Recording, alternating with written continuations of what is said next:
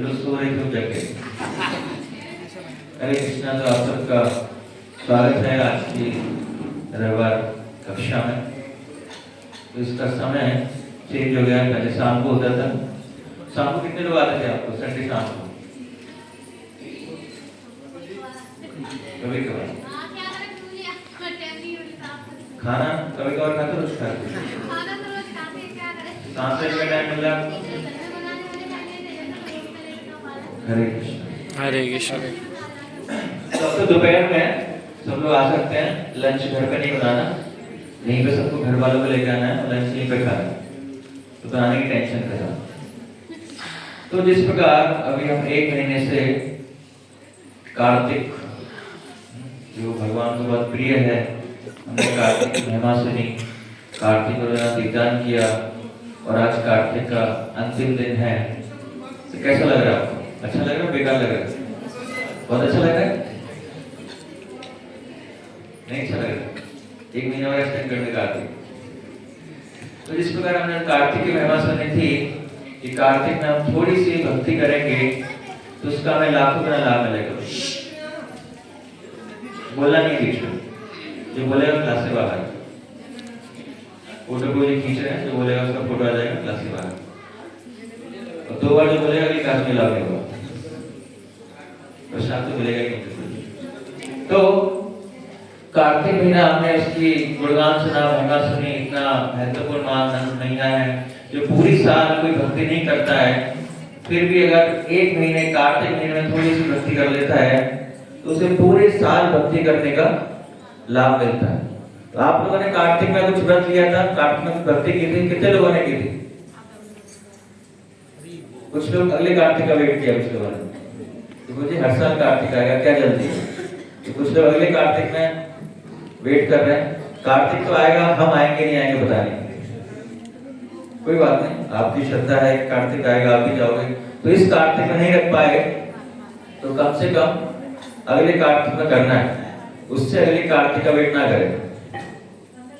तो कार्तिक में जब हमने खूब भक्ति की या थोड़ी सी भक्ति की तो उससे कुछ हमें, जब हमने तपस्या की उसका फल मिला। क्या मिला हमको फल? हमारी भक्ति थोड़ी सी बढ़ी। बढ़ी कि नहीं बढ़ी? कितने लोगों की बढ़ी?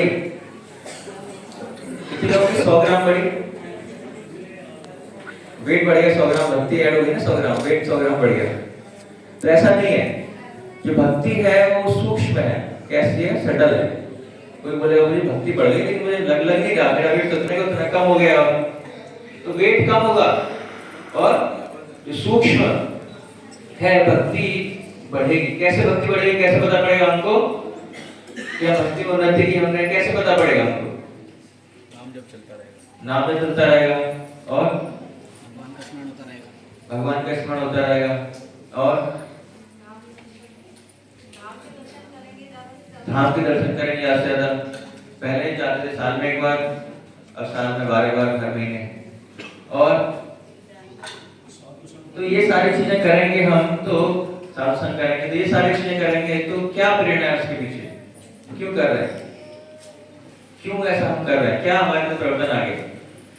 तो हमारा भगवान के प्रति जो प्रेम है, जो आकर्षण है वो बढ़ गया, इसीलिए हम ये सारी चीजें कर रहे हैं। और जो भौतिक संसार है उसके प्रति भौतिक आकर्षण कम हो गया। तो जब हम भक्ति में एडवांसमेंट करते हैं, भक्ति में प्रगति करते हैं, तो 2 चीजें होती हैं। एक चीज कम होती है, दूसरी चीज बढ़ती है। दोनों चीजें एक साथ नहीं बढ़ सकती। एक चीज कम होगी, दूसरी बढ़ेगी। ये कम होगा तो फिर ये बढ़ेगी। होता है ना, तराजू होता है, वो एक कम करें एक बढ़ेगा। तो दोनों चीजें एक साथ नहीं बढ़ सकती। तो अगर हम भक्ति में वृद्धि कर रहे हैं, इसका क्या मतलब है? अगर हमने वास्तव में तपस्या की है तो उस तपस्या का फल हमें क्या मिलेगा? हमारी भौतिक आसक्ति जो है वो कम हो जाएगी। हुई है कुछ? घर बार छोड़ दिया? नहीं छोड़ा। कुछ छोड़ा? कुछ हमने छोड़ा। मतलब कोई भी भौतिक वस्तु जिससे हमें प्रिय था वो हमने छोड़ा नहीं, तो कम से कम थोड़ा कम कर दिया उसको। इसका मतलब क्या है कि हाँ, भक्ति हमने वैसे की है और भगवान से जो हमारा प्रेम है, जो आकर्षण है वो बढ़ा। कैसे बढ़ा? पहले हम कुछ माला करते थे, अभी हमने माला कुछ ऐड कर दी। कुछ रीडिंग कर देते, कुछ रीडिंग ज्यादा कर रहे हैं हम लोग। श्रवण कीर्तन कम कर देते, कुछ वो बढ़ा दिया हमने। पहले रेगुलर क्लास में नहीं आते थे, रेगुलर क्लास में आना स्टार्ट कर दिया।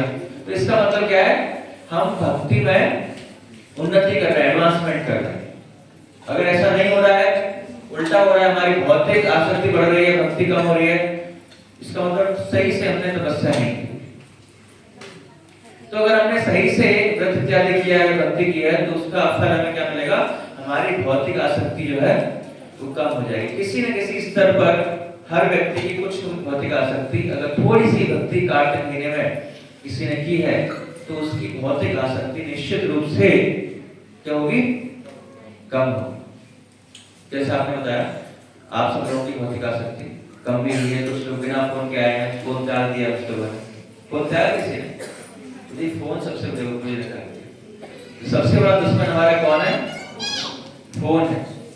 सबसे बड़ी भौतिक आसक्ति हमारी क्या है, पहले जमाने में कुछ और हुआ करता था, लेकिन आज के जमाने में सबसे प्रिय वस्तु कौन है, फोन। अच्छा, कैसे पता पड़ेगा कि सबसे प्रिय वस्तु कौन है हमारा? क्योंकि जिस व्यक्ति के साथ हम सबसे ज्यादा समय देते हैं, उससे हम सबसे आसक्त हैं। तो सबसे ज्यादा समय में किस लिए देना है हमको, फोन के 24 घंटे हमारे साथ रहना है। बाथरूम में भी लेके जाते हैं उसको तभी छोड़ दे। तो सबसे ज्यादा आसक्ति हमारी फोन से। तो जिस दिन हमने फोन को त्याग दिया, तो समझ लो हम भक्ति अच्छी तरह से कर पाएंगे। पूरा फोन को त्याग देना तो नीडफुल है, जो बहुत ही महत्वपूर्ण कार्य है वो कार्य करने हैं, उससे बाकी चीजें नहीं करनी। तो उस दिन हमें लगेगा कि हाँ, वास्तव में हमने भौतिक आसक्ति को पूरी तरह से त्याग दिया है। और जैसे ही कार्तिक महीने में हमने व्रत लिया, ऊर्जा प्राप्त की, शक्ति, जब भक्ति करते हैं तो हमें क्या मिलती है, उससे आध्यात्मिक बल मिलता है। क्या मिलता है, आध्यात्मिक बल मिलता है। जिम जाते हैं तो उससे भौतिक बल मिलता है, कुछ भौतिक चीजें खाते हैं तो उससे क्या मिलता है, भौतिक बल मिलता है। लेकिन जब हम भक्ति करते हैं, तपस्या इत्यादि करते हैं, तो उससे क्या मिलता है, हमें आध्यात्मिक बल मिलता है। कौन सा बल मिलता है, आध्यात्मिक बल मिलता है। तो जब आध्यात्मिक बल मिलता है तो उससे हम आध्यात्मिक कार्य कर सकते हैं और ज्यादा। आध्यात्मिक बल किस लिए चाहिए हमको, क्या करने के लिए, आध्यात्मिक कार्य करने के लिए। तो जैसे कार्तिक से हमने आध्यात्मिक शक्ति प्राप्त की, तो इसका करना क्या है, हमको पालन करना है। शक्ति का उपयोग कैसे करना है, तो शक्ति का उपयोग ऐसे करना है कि कार्तिक जैसे ही खत्म होता है, तो जो दिसंबर महीना आने वाला है, कौन सा महीना, दिसंबर महीना। तो दिसंबर महीने में जो मोक्षदा एकादशी है, उस दिन भगवान ने भगवत गीता का ज्ञान किसको दिया था, अर्जुन को दिया था, रमेश को नहीं दिया था। किसको दिया था, अर्जुन को दिया था। और इसी उपलक्ष्य में हम लोग क्या करते हैं, पूरे महीने भगवत गीता का ज्ञान दूसरे लोगों को देते हैं। भगवान ने अर्जुन को दिया और हम किसको देते हैं, दूसरे लोगों को बांटते हैं। क्यों बांटते हैं, हम पागल हो गए। वो जो ज्ञान था वो किसके लिए था, कृष्ण ने गीता ज्ञान किसको दिया, अर्जुन को दिया। तो मेरा क्या मतलब उससे, अरे अर्जुन किसी परिस्थिति में था, वो युद्ध नहीं कर पा रहा था, तो गीता ज्ञान कृष्ण ने अर्जुन को दे दिया, उसकी समस्या समाधान हो गया। तो मेरा क्या लेना देना, मेरे लिए नॉलेज थोड़ी है, मेरे लिए ज्ञान थोड़ी है। वो किसके लिए ज्ञान था, वो सबके लिए था। पक्का कि अर्जुन के लिए, कैसे था सबके लिए,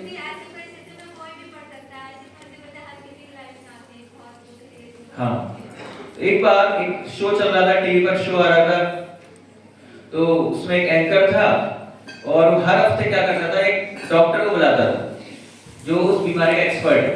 तो एक बार डॉक्टर को बुलाया जो मलेरिया का एक्सपर्ट था, और उस डॉक्टर से पूछता है कि क्या सिम्टम है उसके, क्या क्या प्रिकॉशन रख सकते हैं, अगर मलेरिया हो जाए तो कौन कौन सी दवाई लेनी है, कैसे ट्रीटमेंट करना है, किसको दिखाना है, तो सारी जानकारी प्राप्त।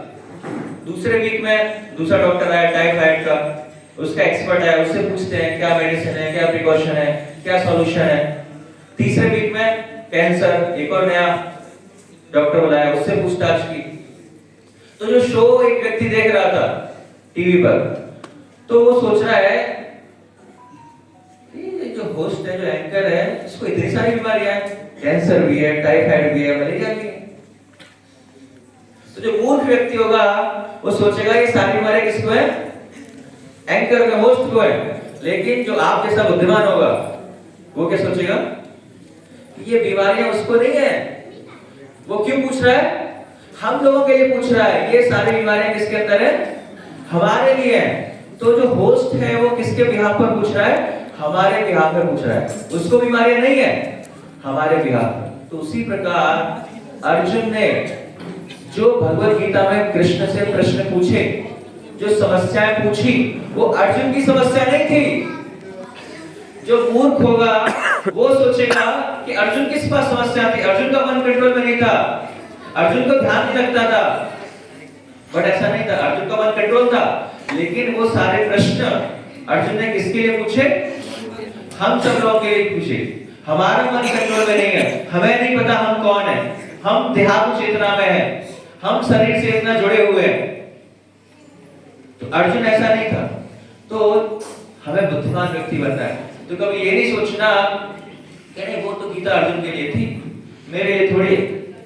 वो जीजा साले आपस में बात करें, मेरा उनसे क्या लग जाता। तो ऐसा नहीं सोचना। हमें क्या सोचना है? नहीं, वो अर्जुन ने सारे प्रश्न किसके लिए पूछे? मेरे लिए पूछे। किसके लिए पूछे? जोर से बोलो, किसके लिए पूछे? मेरे लिए। किसके लिए? किसके लिए? मेरे लिए पूछे। मेरे लिए भगवान ने पूरा युद्ध आयोजन किया, अर्जुन को ऐसी परिस्थिति में डाला कि वो गुमराह हो गया, कुछ समझ में नहीं आ रहा उसके, फिर कृष्ण को समर्पण करता है। ये सारा तामझाम किसके लिए किया गया? किसके लिए? हमारे लिए नहीं, मेरे लिए। किसके लिए? मेरे लिए। तो भगवत गीता किसको पढ़नी है? किसको पढ़नी है? मुझे पढ़नी है और दूसरों को भी पढ़वानी है। क्योंकि भगवत गीता के अंदर सारी समस्याओं का समाधान है। कितनी समस्या का समाधान है? जितनी भी संसार में बीमारियां हैं उसकी एकमात्र औषधि, एकमात्र दवा क्या है? भगवत गीता। क्या है? तो जितनी बीमारियां हैं, जितनी भी समस्याएं हैं, सबका एक समाधान, एक दवाई है, वो है भगवत गीता है। तो अगर मान लो कि किसी व्यक्ति को बीमारी है और उस बीमारी की दवाई किसके पास है? आपके पास है। आपने जेब में छुपा रखी है या बैग में दवा रखी है।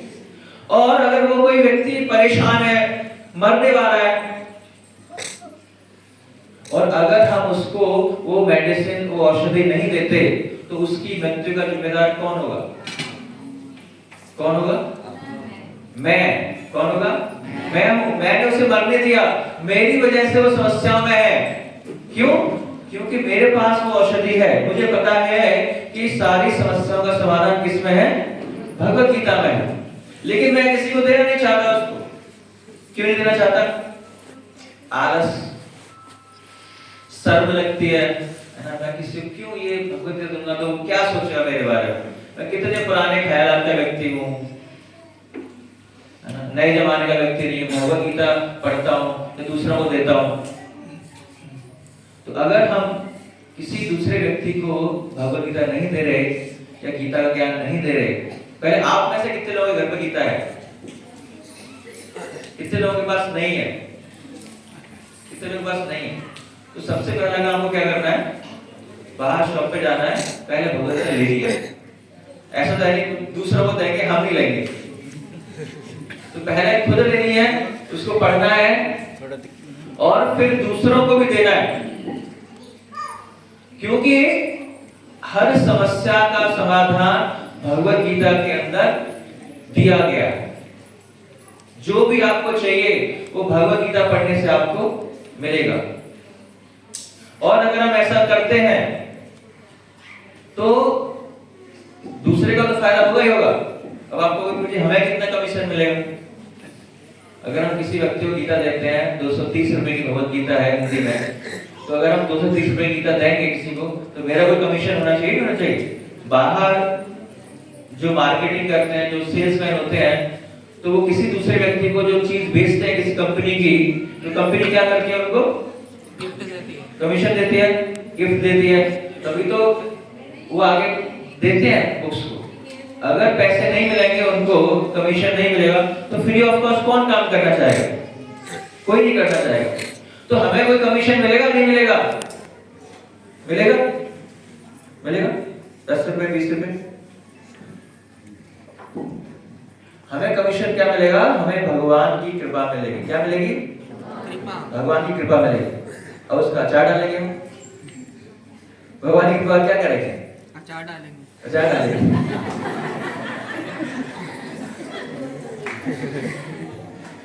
तो अगर भगवान की कृपा मिल गई तो उससे सब कुछ मिल सकता है। क्या मिल सकता है? सब कुछ भगवान की कृपा पर ही आश्रित है। भगवान के उसमें सब कुछ है। अल्टीमेट कंट्रोलर कौन है? भगवान है।